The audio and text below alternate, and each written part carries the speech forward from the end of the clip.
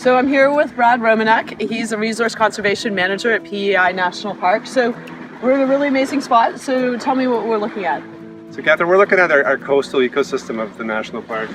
A dune structure that basically lines the ocean for the duration of the park, and it's an important ecosystem in the fact that it's very narrow and it's very dynamic. It's constantly changing.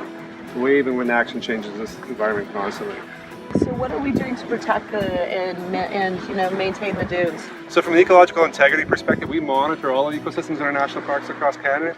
In this ecosystem itself, we monitor the erosion rates.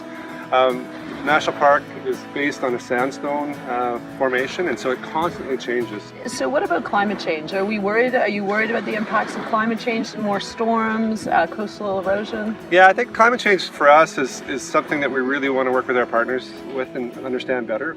As it relates to this specific environment, there's probably 3 processes that take place that we'd like to learn more about and work and try to understand. One of them would be the frequency of storms and the severity. Some of these sand dunes are quite fragile if they're compromised, and they can move and change quite rapidly. Secondly, it's sort of the formation of an ice foot. There's an ice foot that forms on this line every fall.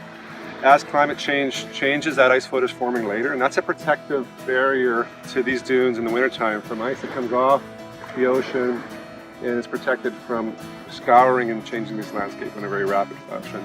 The third one is actually just a longer sort of understanding of how people use the environment, their innate interest in getting on the dunes and learning them, and how that changes with people's understanding. Well, it's really amazing because I know Canadians love our national parks, and my big thing is how do we get Canadians to learn more about our national parks and how each park is unique and represents a different ecosystem, how they can connect with the parks, and then of course how they can help protect them. So it's great. Thank you for all the work you're doing. Thank you.